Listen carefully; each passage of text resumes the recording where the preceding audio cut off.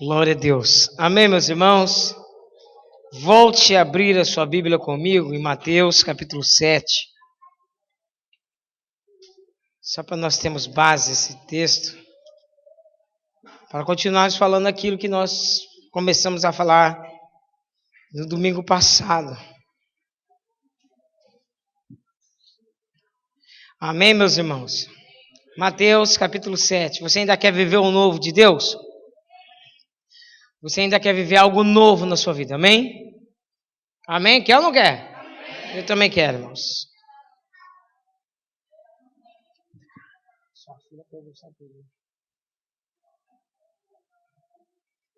Mateus capítulo 7, verso 7 e verso 8 diz: Pedi e dá-se-vos-á, buscai e encontrareis, batei e abri-se-vos-á, porque aquele que pede recebe, o que busca encontra, e o que bate se abre. Você pode repetir esses dois versos na sua tradução mesmo?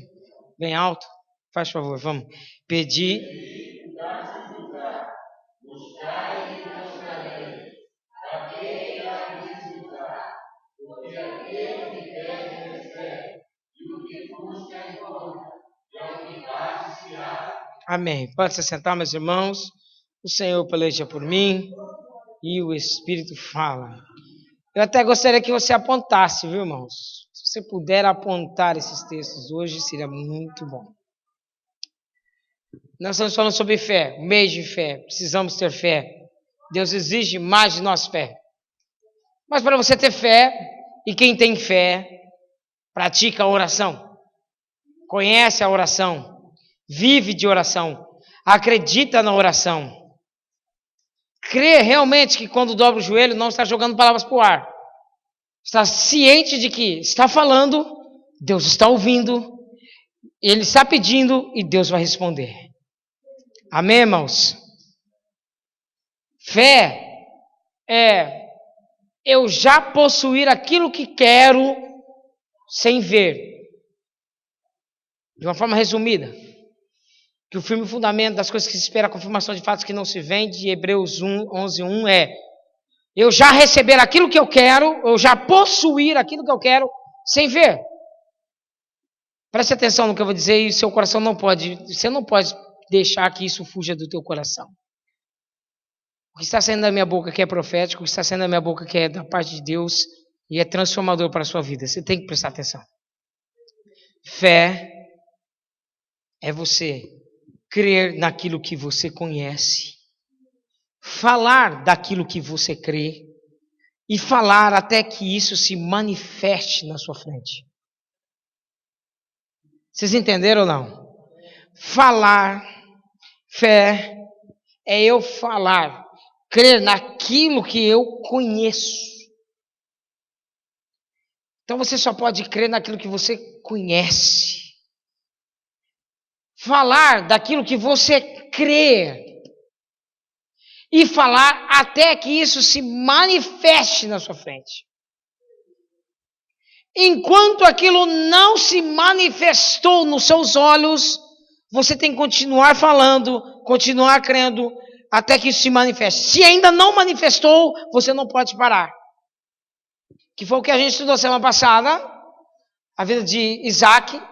Enquanto ele olhou e viu que a sua esposa Rebeca ainda era estéril, ele não parou de orar. Porque ele tinha certo de uma coisa: eu não sirvo um Deus da minha imaginação. Eu não sirvo um Deus que foi criado pelas mãos humanas. Eu sirvo um Deus que colocou o sol para brilhar de dia. Eu sirvo um Deus que colocou montanhas, limiares. Ele colocou limite nas águas. Ele colocou coisas tremendas. Ele fez as montanhas e os montes. Eu creio nesse Deus. E se é nesse Deus que eu creio, abrir a madre da minha esposa, isso é de menos. E enquanto Deus não abriu, ele não parou de orar. Então a fé é isso. Mas para você entender a fé ela é consequência de algo. Para você entender a natureza da consequência, você precisa entender a natureza da causa. A fé é consequência de você ouvir a palavra de Deus.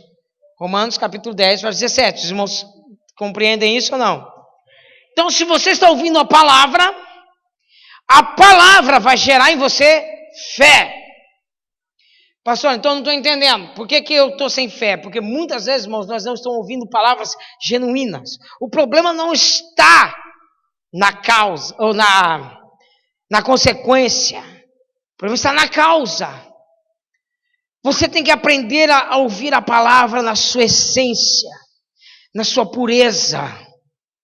Porque quando você ouve a palavra da forma como ela é, essa palavra não é o pastor, não é o ministério que vai te conduzir em fé. Essa palavra vai te produzir dentro de você uma fé inabalável, capaz de transportar montes. Então, quanto mais palavras de Deus você ouve, mais fé vai gerar dentro do teu coração. E mais crendo no milagre, no poder, na graça, isso irá acontecer. Vocês estão me compreendendo? Diga amém. Amém. Quando você está diante de um texto que diz pedir, você sabe as três dimensões do pedir. Pedir é aquela coisa, todos nós temos uma petição aqui, você tem a sua listinha, eu tenho a minha. O bater, o buscar, você sabe que o buscar é algo mais profundo. Muitas pessoas se resumem apenas no pedir. A maioria da igreja vem e se limita apenas nisso, no pedir. Pedir carro, pedir bênção, pedir conversões, pedir ajuda, pedir auxílios. Só pede. E Deus dá. Não estou dizendo que Deus não faça, Deus dá. É o que está escrito aqui. Pede, que lhe será dado. Mas Ele não está dizendo para você parar no pedir. Porque a maioria das pessoas que vêm para a igreja vem porque estavam com um problema, passando por um grande problema, e aí vieram pedir a solução desse problema. Não é verdade? Quantos podem dizer amém por isso? Estava passando por uma luta, uma dificuldade em casa ou no trabalho, vieram e começaram a pedir: Senhor, me arruma um emprego. Senhor, me dá, Senhor, tem um problema na minha casa, meu casamento está em ruína, ajuda. E Deus foi lá e ajudou. Você pediu, Deus deu. Mas você gostou de Deus. Você se apaixonou por Deus. Apaixonou ou não se apaixonou? E você descobre que pedir é muito pouco para um Deus tão grande. E aí você quer conhecer esse Deus. E aí você sai do pedir e você entra no buscar. O Salmo 27 diz o quê? Olha, quando o Senhor disse para mim: buscai a minha face. O meu coração, verso 8 do capítulo 27 de Salmos, diz: a tua face, Senhor. A tua face eu vou buscar. A tua face eu desejo. A tua face eu quero estar. Não é isso que você pede? Que você busca? Só que você descobre que aí o pedir vai um pouquinho mais além. Então abre sua Bíblia aí em Jeremias, capítulo 29.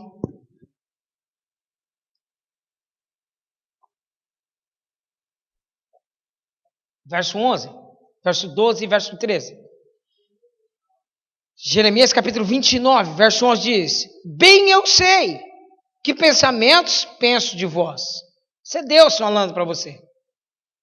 Isso é Deus falando comigo. Eu é que sei que pensamentos tenho para vocês. Não são seus. Em união, em aliança com Isaías 58, quando ele diz assim: olha, os seus pensamentos não são os meus pensamentos, e os teus caminhos não são os meus caminhos. Muita coisa que você pensa de você mesmo não é de Deus. Levante sua cabeça e olhe para mim e preste atenção. Muitos dos seus pensamentos que você pensa ao seu respeito não são de Deus. Você pensa que você é uma pessoa derrotada, você pensa que é uma pessoa doente, falida, vencida, uma pessoa limitada, e Deus não tem esses pensamentos para você. Não são esses pensamentos. Bem sei eu os pensamentos que penso de vós, diz o Senhor. Pensamentos de paz e não de mal, verso 11. Para vos dar o fim que esperais ou que desejais. Você deseja um fim bom? Deseja ou não deseja? Fala, me ajude aí agora me ajuda. Pega para a pessoa do salvão assim, está tudo bem com você ou ainda não? Não está bem ainda? Então confie na palavra do Senhor. Diz a palavra do Senhor. Há um fim bom para todas as coisas e não será frustrada a sua esperança. Você crê nessa palavra? Se não está bem, é porque não é o fim. Se não está de acordo com o que a palavra diz, não é o fim. Pastor, minha filha, meu filho, meu trabalho, a minha casa está de pernas pro ar. Não se preocupe, o Senhor vai colocar tudo em ordem, porque não é o fim. Não é o fim. O que você tem que fazer? Continuar invocando, continuar buscando a palavra dele. No verso 12 ele diz, então me invocareis. Ireis e orareis a mim, e eu vos ouvirei. O caminho da oração é muito importante, irmão. Se você quer ser vitorioso, você não pode parar de orar. Você tem que orar. Deus quer que nós oramos. Embora Ele sabe todas as palavras que saem da nossa boca. Mas Ele quer essa atitude de buscá-lo. De dizer para Ele, Senhor, eu preciso de Ti. Mas quando você passa daquela etapa do pedir e você chega no buscar, você tem que entender Jeremias. Porque ele está dizendo no verso 13, você vai ter que, no verso 12, você vai ter que invocar, você vai ter que orar, eu vou te ouvir. Só tem o seguinte, buscar-me-eis e me achareis quando me buscares de todo o teu coração. Nós aprendemos ontem que louvar, você louva a Deus pelo aquilo que Ele faz na sua vida. Ele te salvou, você louva a Deus porque Ele te salvou.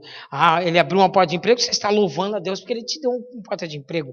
Ele te deu um casamento, você está louvando, te deu uma família, estou louvando. Agora, adorar, você adora simplesmente pelo aquilo que Ele é. Você não está adorando a Deus pelo que Ele faz. Você adora a Deus pelo aquilo que Ele é. E adorando, você não está no pedir.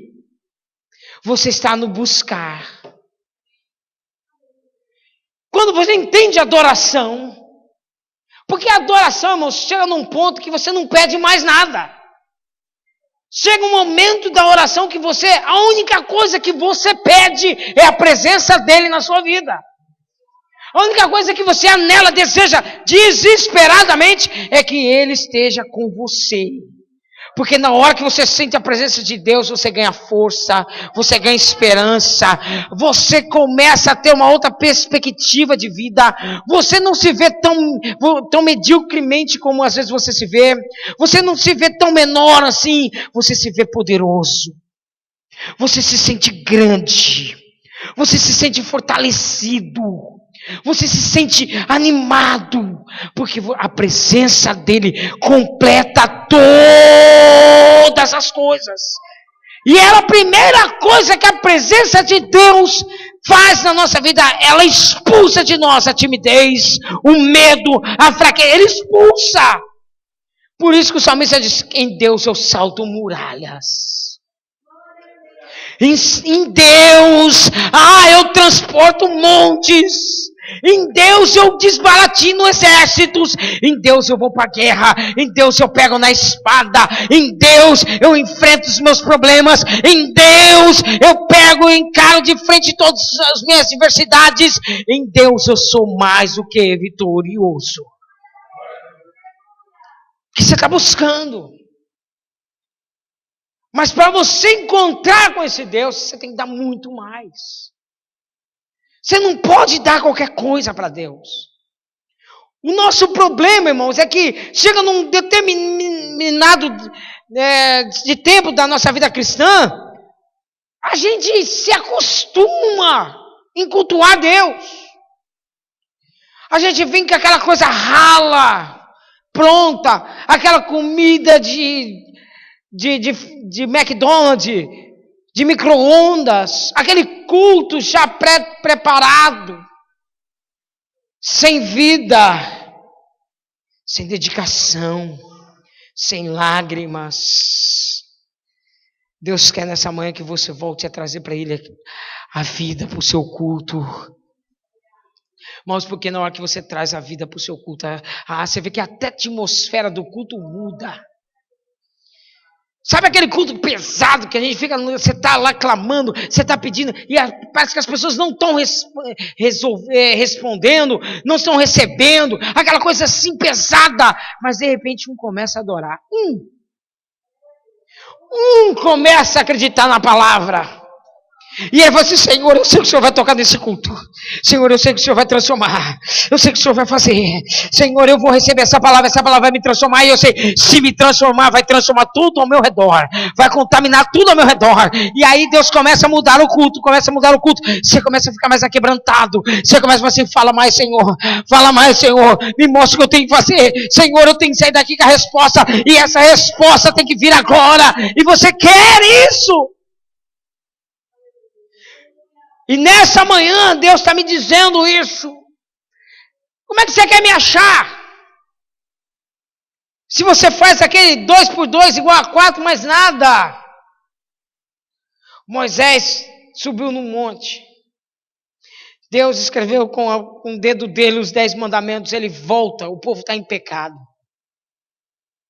Ele se ira com aquilo. Ele pega os 10 mandamentos e quebra os 10 mandamentos. Ele volta para o monte.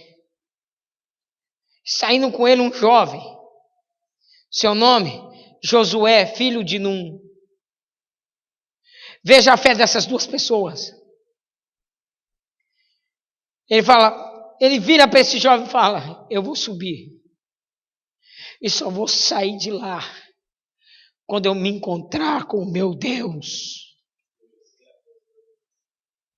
Ele subiu o monte. E Josué, filho de Num, ficou ao pé.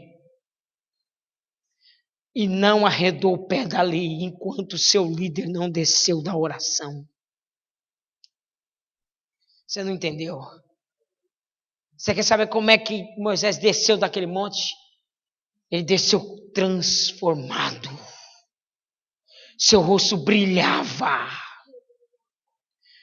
As pessoas olhavam para ele e se assustavam, porque o rosto dele brilhava. Ele ficou lá quase 3 meses, sem comer e possivelmente sem beber. Pastor, como é que ele sobreviveu? Porque Deus estava ali.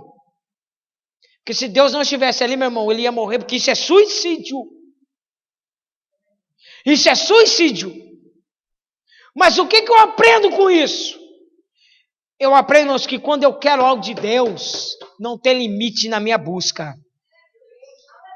Se eu quero ver Deus transformar a minha vida, eu tenho que pagar um preço, que se é essa a palavra que você precisa ouvir. É subir até lá e falar: Senhor, eu quero te conhecer mais e mais. Aí Deus dá para esse homem visões que você não consegue compreender. Deus vira para ele e fala assim: filho, eu vou te dar algo muito importante. Já que você está me buscando, eu vou te dar algo muito sério. Levar você para o céu eu não vou poder, mas vou te dar apenas uma pequena noçãozinha do que é o meu lugar de adoração.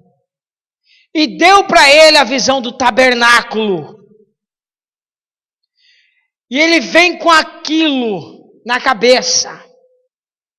E ele desce lá embaixo e fala: Arão, você queria construir um lugar para Deus habitar? Faz o seguinte, construa esse tabernáculo. E eles construíram. Agora, se você for estudar o que é que tem tudo dentro do tabernáculo, você fica horrorizado da grandeza. E como é que eles conseguiram fazer aquilo, eu não sei. Porque tinha pele de golfinho. Como é que eles pescaram golfinho no deserto? Não me pergunte. Como é que eles acharam pele de texugo para fazer a ornamentação? Não sei. Só sei de uma coisa: o tabernáculo foi construído. E o que eu aprendo com isso? Quando eu busco a Deus com sinceridade, aquilo que é impossível para muita gente, para mim, é coisa fácil. Não, eu vou repetir de novo. Quando você tem fé para buscar a Deus, o impossível, o que é impossível para muita gente, para você é coisa fácil. Você consegue fazer. Você consegue conquistar. Você consegue avançar. Por quê? Porque a força não vem de você, a força vem de Deus. Mas eu tenho que entender que a forma de eu buscar a Deus é na oração. E Satanás sabe que se ele aniquilar a oração, aniquilou a sua forma de relacionamento com Deus. Se ele impedir você de orar, você está pecando contra o Senhor, teu Deus. Já disse semana passada, vou voltar a repetir aqui. 1 Samuel capítulo 12, verso 23. O povo começou a perturbar a vida de Samuel. Queria que ele fizesse muitas coisas. Ontem, quando o irmão Paulo estava pregando a respeito das estratégias de Satanás. Qual foi a primeira estratégia de Satanás na roupagem de Faraó fez? Qual foi a primeira coisa que ele fez? Simplesmente dar mais trabalho, mais serviço, mais ocupação, a ponto de você não ter tempo para buscar o Senhor teu Deus. O que é que nós temos hoje? Muito trabalho. Irmão, você está, pastor, eu trabalho,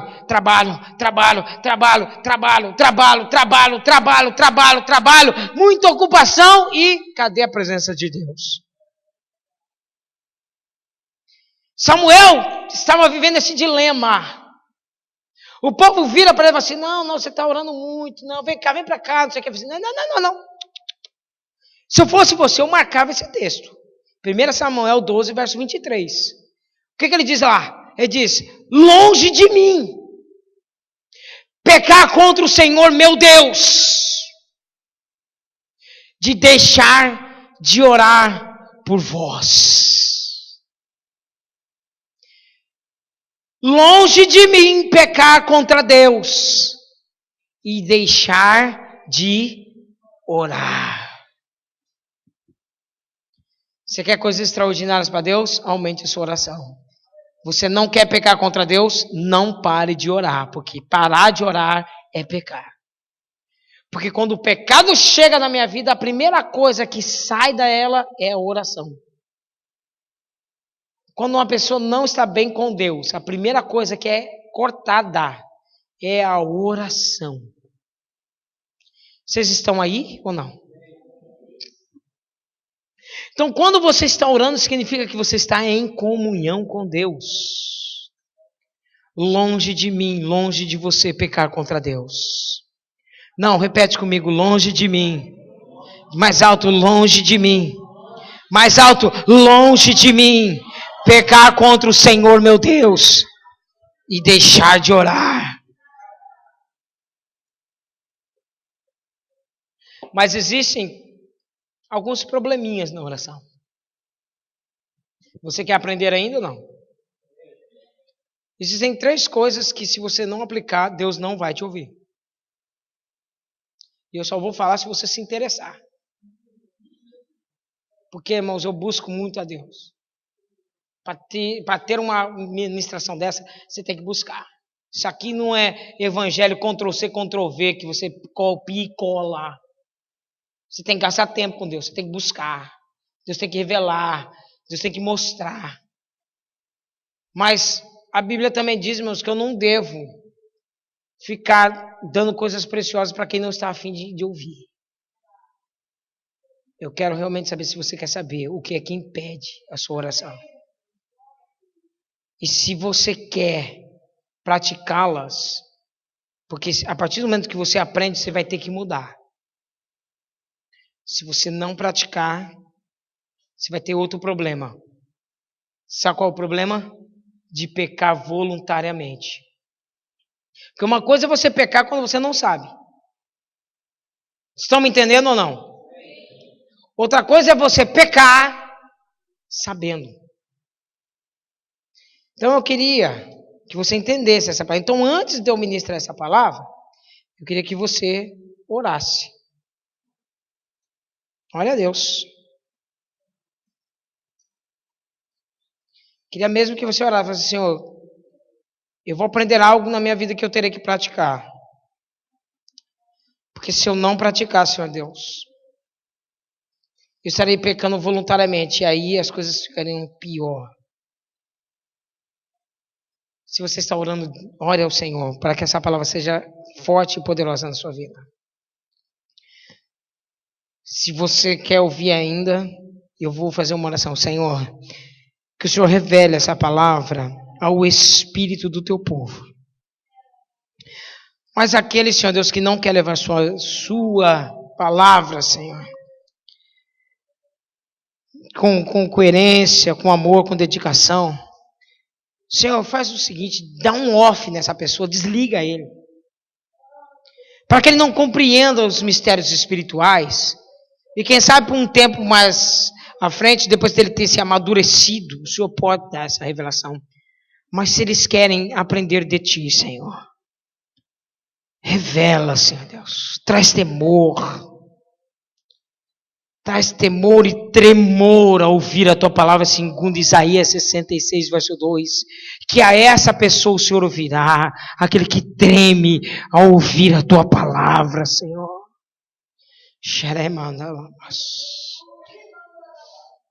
Se você ainda quer ouvir, abra sua Bíblia no Salmo 66.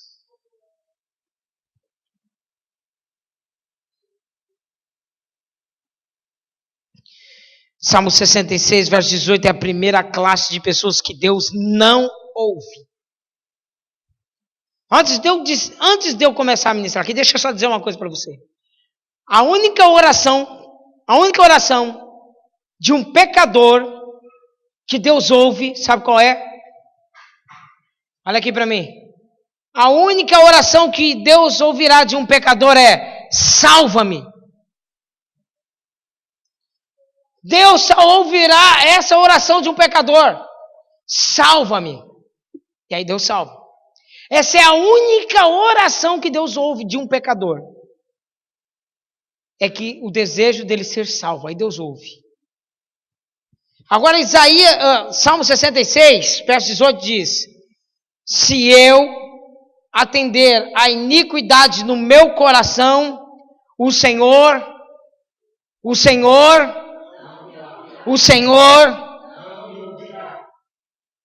Então a primeira coisa que eu tenho que tirar de dentro do meu coração é iniquidade. Pastor, o que é iniquidade? Iniquidade é o oposto de santidade. E o que é santidade? Pureza, amor, dedicação, aquelas coisas que nós temos de amor com Deus. Santo, Deus é santo. O caráter de Deus. Se eu não tenho o caráter de Deus, significa que eu tenho o caráter do iníquo. E o iníquo é uma pessoa sem Deus. Sem a santidade de Deus, que só pensa no mundo, só pensa na carnalidade. Esse tipo de gente Deus não ouve. Se eu atentar dentro do meu coração coisas que agridem a sua santidade, Deus não me ouvirá. Então, se você quer que Deus te ouve, purifique o teu coração. Santifique o teu coração. Porque a sua boca vai começar a falar o que o seu coração está cheio. Se a sua boca só fala asneira, é porque o seu coração está cheio de asneira. Se a sua boca só fala besteira, é porque o seu coração está cheio de besteira. Mas se a sua boca fala das grandezas de Deus, se a tua boca fala das coisas de Deus, se a tua boca fala da presença de Deus, significa que o teu coração está puro diante de Deus. E o verso 19 é uma verdade sobre a minha vida e sobre a sua. Mas na verdade Deus me ouviu e atendeu a voz da minha oração. Primeira classe que Deus não ouve: aqueles que têm iniquidade no coração. Segunda classe. Abre aí. Provérbios 28, 9.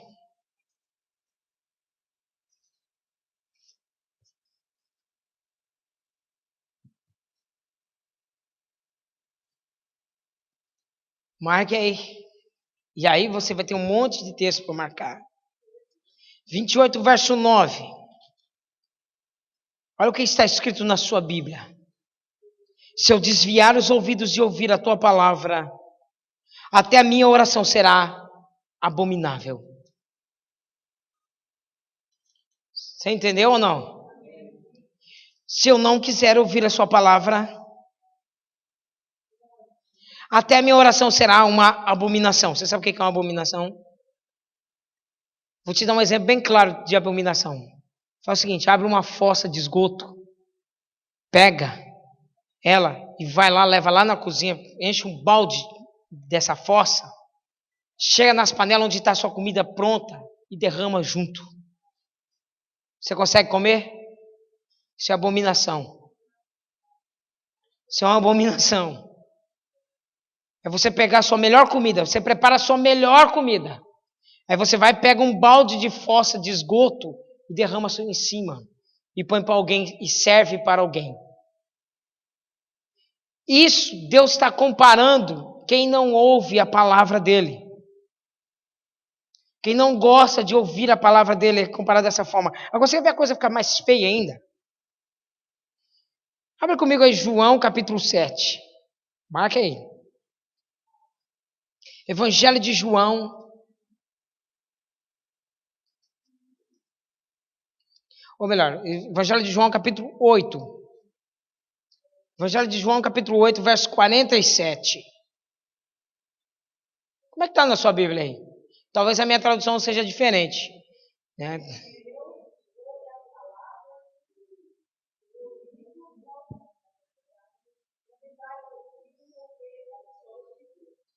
Quem é de Deus? Quem é que está falando aí, irmãos?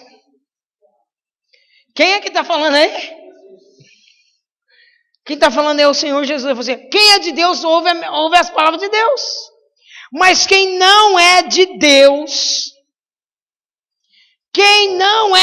não gosta de ouvir pregação, não gosta de ouvir ministração da palavra. Mas quem é de Deus quer ouvir da palavra, porque quer aprender da palavra. Jeremias capítulo 6, verso 10. Hoje a gente vai dar um pouquinho, irmãos. Eu já estou acabando, mas eu quero que você entenda. Jeremias, capítulo 6.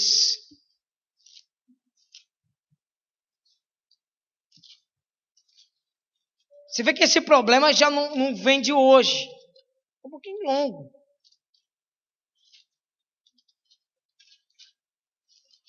Jeremias capítulo 6, verso 10.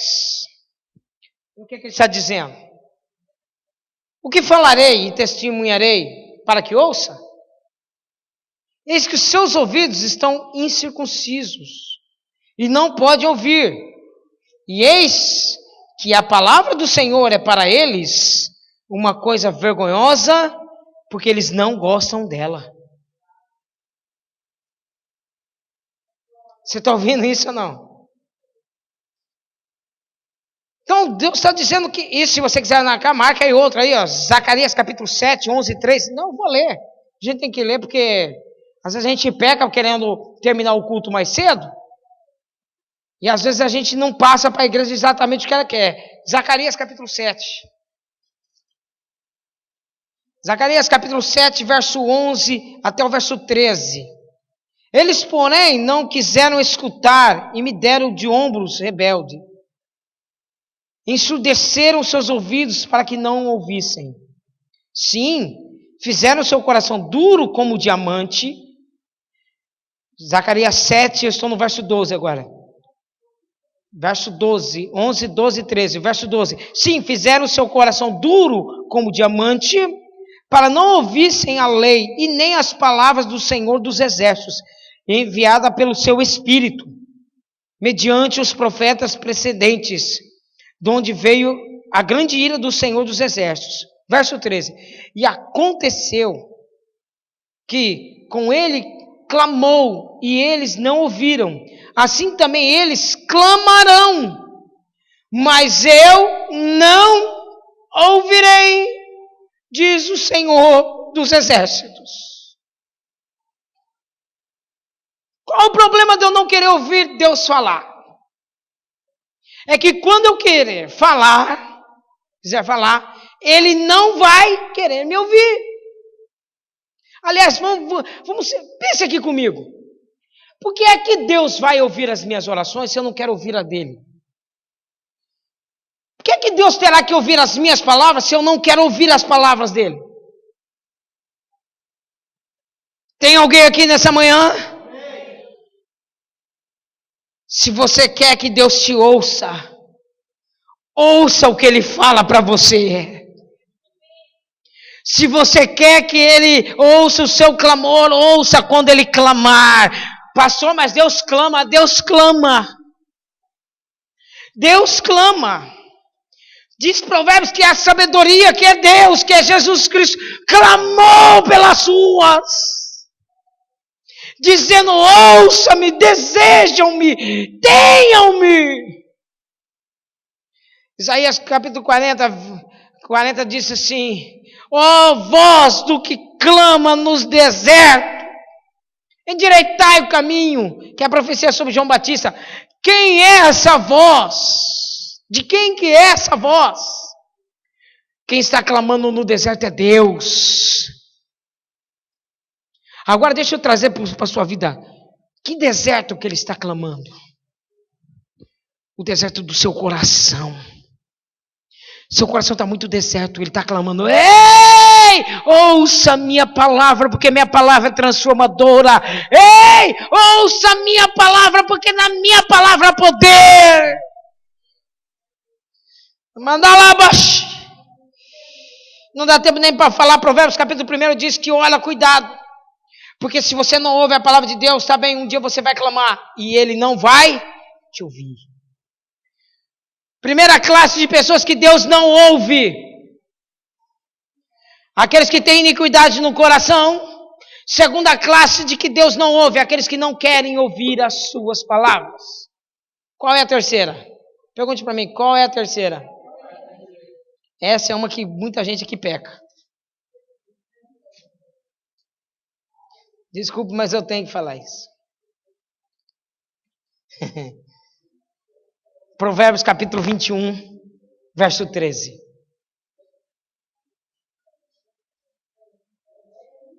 Capítulo 21, verso 13.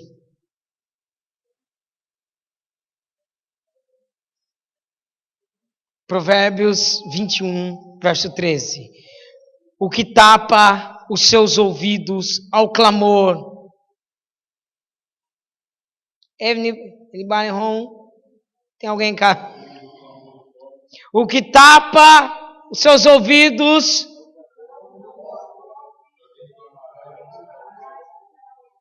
Essa vai doer. Olha aqui para mim. Essa vai doer. Sabe aquele rapazinho cheio de cachaça? Ou aquele mendiguinho que passa na rua e fala, me dá uma moeda. E você vira e fala, não vou dar porque ele vai beber, vai comprar bebida, vai comprar droga, não vou dar. Isso é pecado. Por acaso você tem espírito de discernimento para saber se ele vai comprar droga? Ou você fez simplesmente um julgamento precipitado pelo que você viu com seus olhos? Quando a pessoa vira para você e fala assim, eu tenho fome. E o que você faz? O que nós fazemos? Que eu já fiz muito, já pedi perdão para Deus, e desde a semana passada, desde a semana retrasada, eu estou correndo atrás das pessoas, nos lugares onde eles tinham, eu não acho ninguém. Mas Deus, não é possível. Sai todo dia com as moedinhas, mas não, hoje eu dou, cadê? Não acho. Porque eu aprendi. Esse dia eu estava aqui na igreja, chegou uma senhora e falou assim, me dá €1. Vou comprar uma caixa de leite. E eu, não tem, não sei o quê, não sei o que, ela está entrando no carro. Na hora que eu entrei, eu falei assim, rapaz. E Deus não tinha nem revelado isso para mim ainda. Eu estava falando assim, não, Deus, eu quero uma coisa, o Senhor está pedindo para a gente orar, mas eu preciso que o Senhor me dê profundidade na oração. Em saber, eu estou lendo, Deus, eu estou lendo Mateus 7, o Senhor não revelou nada ainda. Fala comigo. E eu lutando, e aquela mulher me pedindo um euro. Não tem. Entrei no carro, tal, esperei o pessoal aqui. O pessoal entrou dentro do carro, na hora que eu estou virando, eu vejo a mulher, o Espírito Santo assim, acho bom você dar. Eu parei o carro, falei assim, senhora, está aqui. Naquela noite, o Espírito Santo me visitou e me revelou a palavra. Preste atenção uma coisa, tudo bem, quando você vê um pobre, ele te pedir alguma coisa, fala assim, olha, eu sou um servo de Deus. Meu dinheiro é para a honra do meu Deus, e Ele mandou te dar. Diga para ele, Jesus está mandando te dar esse dinheiro. Mas não compre drogas. Yes, senhor, não vou comprar. Não, mas olha, Jesus te ama. Ele vai dizer, claro, Jesus também me ama. Eu também acredito em Jesus também. Mas aqui, mas eu estou dando, tá? Toma, porque Jesus vai te abençoar. Faça isso. Faça isso porque Deus vai responder às suas orações. Em nome de Jesus, se tiver alguém aqui me ouvindo, preste atenção. Quando um pobre clamar por você, dê a ele. Quando um pobre clamar, ouça o clamor dele. Porque o Senhor ouvirá o seu clamor. O Senhor irá ouvir o teu clamor. Isso eu posso te dar como um profeta de Deus. Se você tirar a iniquidade do teu coração, se você ouvir a palavra e desejar essa palavra, se você atender o clamor do pobre, pode clamar que ele vai te ouvir. Não é mais nada. Você ainda quer orar? Você aprendeu? Você aprendeu ou não? Sim ou não? Então olhe para a pessoa do seu lado e me ajuda agora na administração. Fale para ela assim, você aprendeu? Você aprendeu o que Deus quer? Você quer que Deus te ouve? Então pratique.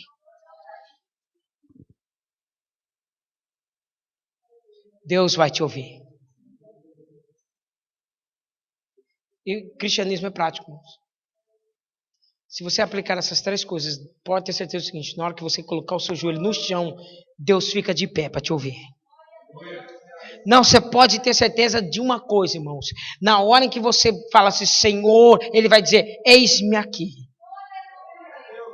Na hora que você dizer, oh meu Deus, assim, já estou resolvendo. Não se preocupa não, que antes de você pedir, eu já te dei. Aí para nós terminarmos, você lembra daquela passagem de Lucas, capítulo 18? Lembra ou não lembra? Lucas, capítulo 18, é a mulher que clama desesperadamente para um juiz iníquo. Sim ou não? Em consonância com a palavra daquela mulher cananeia, que é em Marcos, no capítulo 7. Você não precisa abrir, não. Você sabe que a mulher cananeia, ela era chamada de cão. Você sabe por que Jesus chamava ela de cão? Porque os cananeus eram uma mistura, juntamente com os samaritanos. Então, eles misturavam coisas de Deus com coisas do mundo, com os deuses fenícios. Então, os judeus os chamavam de cães. É por isso que em Apocalipse fala que os cães não entrarão no reino dos céus. Não é os cães nossos. Não é esses cães, não. Milena recebeu essa resposta, né, filha? Tadinha, ela estava preocupada, porque, mas Deus não vai levar meu cãozinho para o céu. Cão, biblicamente falando, é alguém que pega coisa santa e mistura com coisas mundanas. Isso é um cão. Por que você acha que Pedro fala assim, como o cão que volta ao seu próprio vômito? Que come o seu próprio vômito, porque ele não tem discernimento do que ele está fazendo. Ele come, vomita e come de novo. Isso é nojento. É a mesma coisa uma pessoa que vem na igreja, aprende as coisas de Deus, depois vai, mistura tudo que é coisa do mundo e depois volta de novo. Isso é nojento. Então, essa mulher, na verdade, ela estava sendo caracterizada como um cão, uma pessoa que mistura as coisas de Deus.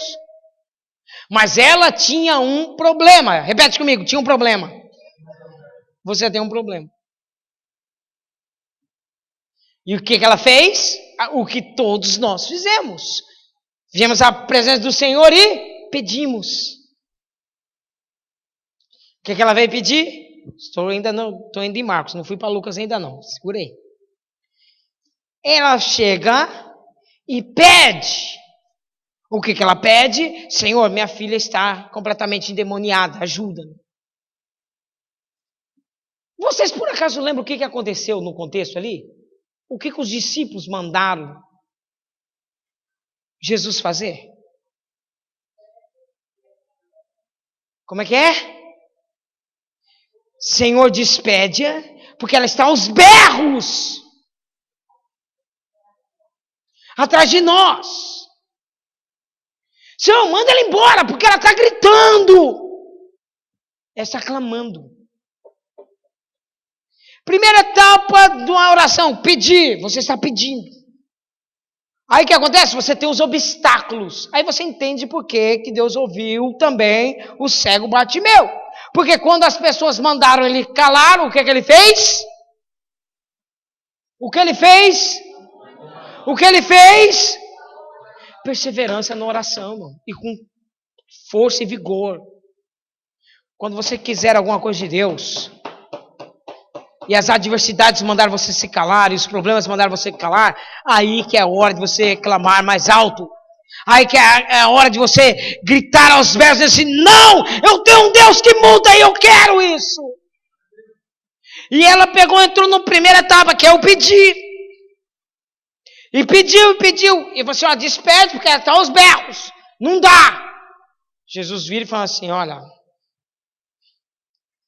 eu não vim senão para os meus.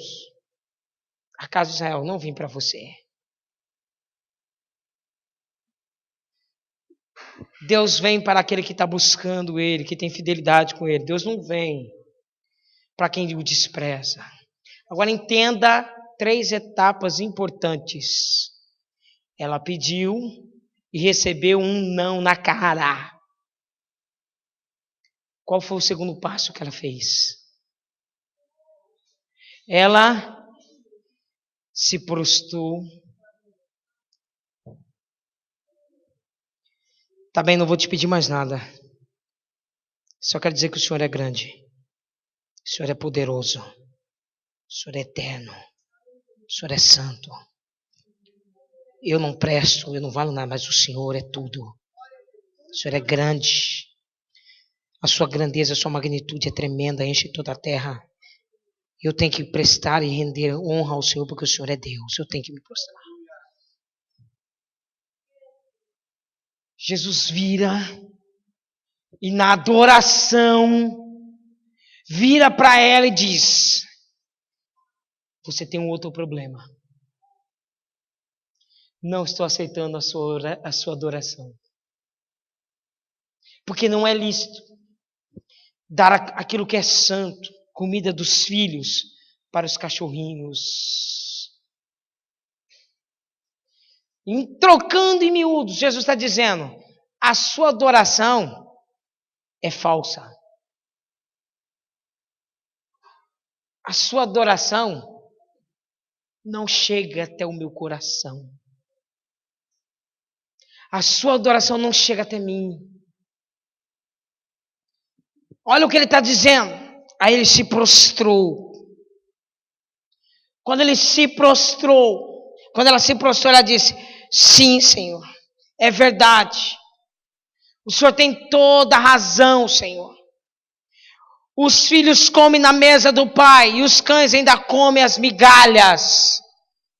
E se o Senhor puder, e se o Senhor quiser, eu me satisfaço apenas com as migalhas.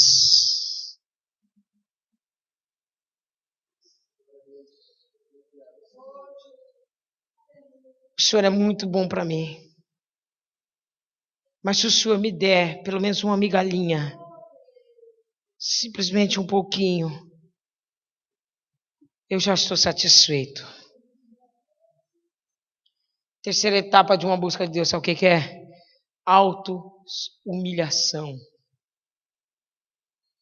Tem gente, irmãos, dentro da igreja, aí é triste dizer isso, que é soberbo demais, arrogante demais, prepotente demais. No primeiro puxão de orelha, empina a carroça, vai embora, fica chateado. Olha o que essa mulher fez, aprenda. Ela disse, não, Senhor, além de te adorar, já que o senhor não está gostando da minha adoração, então eu vou fazer o seguinte, eu me humilho. Não, agora eu vou descer mais um nível. Agora, o senhor também, uma coisa é o Senhor me humilhar, outra coisa é eu me humilhar. E na tua presença eu me humilho. Eu espero que o Espírito Santo coloque essa palavra dentro do teu coração. Enquanto você bater boca. Enquanto quando alguém chegar em você e dizer alguma coisa, você bater boca, você não está se humilhando. Ana, mulher de Elcana, 1 Samuel capítulo 1, quando o sacerdote ele o chamou de bêbada, de vadia, de vagabunda, o ofendeu, ela disse, não, Senhor meu, não tenha a tua serva como filha de Belial, mas na multidão dos meus desgostos eu tenho clamado ao Senhor. Para que se cumpra a palavra de 1 Pedro que diz, olha, Deus abate os soberbos, mas Ele sempre dará graça aos humildes. Quando você se humilha, Deus fala assim, rapaz, nunca vi fé desse jeito. É triste dizer, irmãos, mas gente do mundo tem mais reverência do que muitos irmãos. É triste dizer, irmãos, mas tem muita prostituta que tem muita mais reverência do que muitos irmãos aqui dentro. É triste dizer, mas tem muito malandro, muita gente está na rua que tem mais reverência do que crentes dentro da igreja. Porque ele chega e fala, não, olha, eu sou pecador, eu sou bandido, eu não presto, mas eu careço de Deus.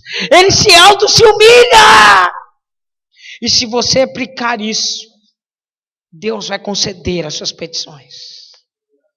Agora em Lucas capítulo 18, é outra mulher, uma velhinha. Ela vira e fala, pleiteia a minha causa. Lute essa causa por mim. É uma história que Jesus, o nosso Senhor está dizendo, olha, vou te ensinar algo. Vou te dar uma parábola, vou te contar uma história sobre o dever de orar sempre.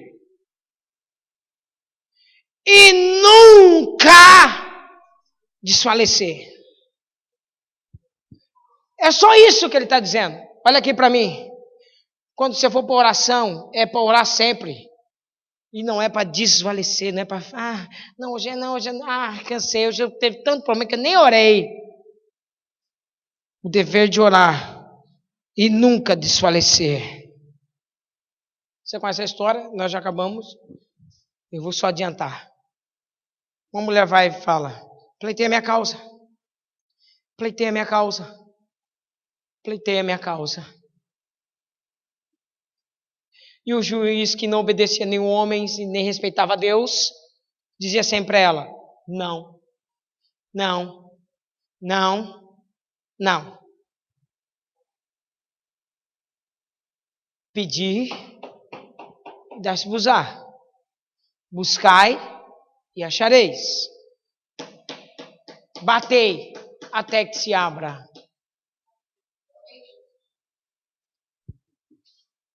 Se não pedir, não veio. Não é para você parar. Suba o nível da sua oração. Vai buscar a face de Deus em adoração e humilhação. Vai buscá-lo. E quando você estiver lá, não pare de pedir. Um dos nossos maiores pecados é dizer, Senhor, já coloquei nas suas mãos. Você não colocou na mão de Deus. Você desistiu de orar. Há muito tempo eu estava assim, Deus, já coloquei na tua mão a vida da minha irmã. Não, eu desisti de orar. Deus me exortou assim, volte a orar.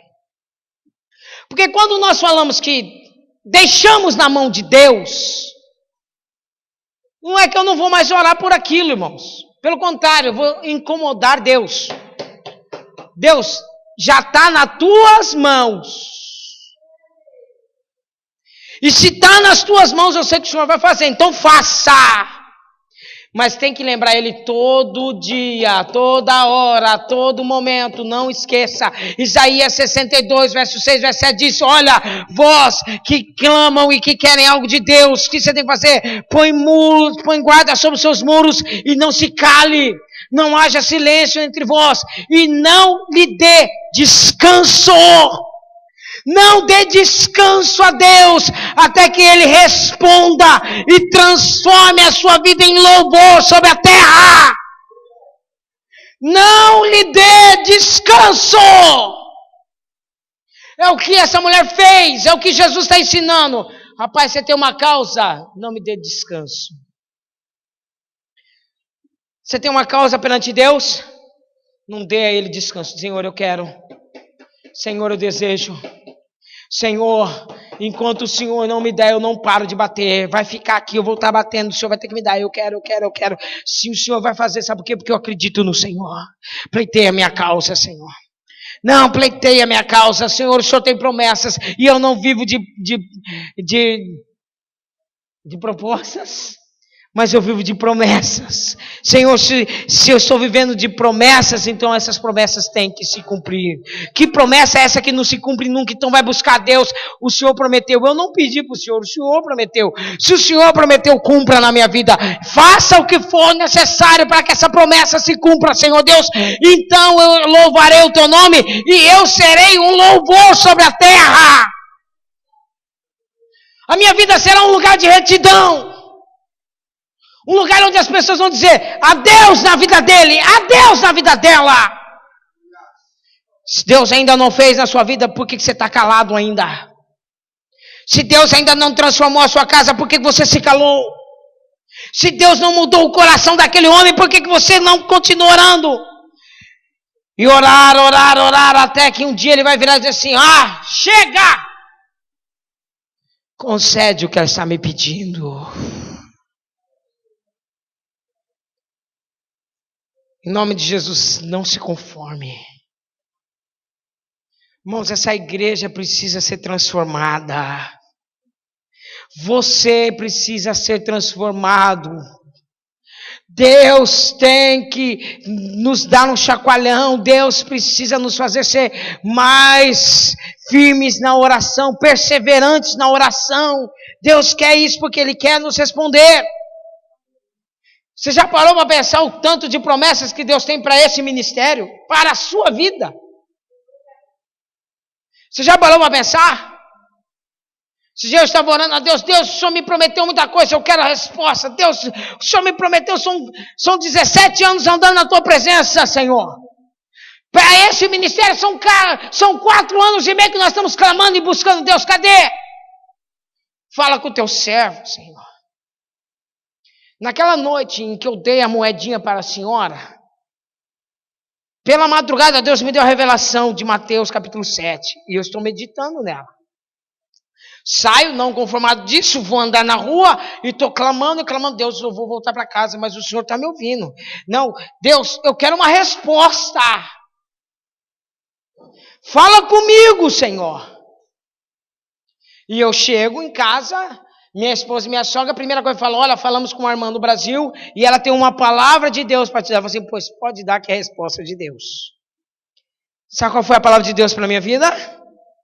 Deus manda te dizer: o pastor está orando pouco.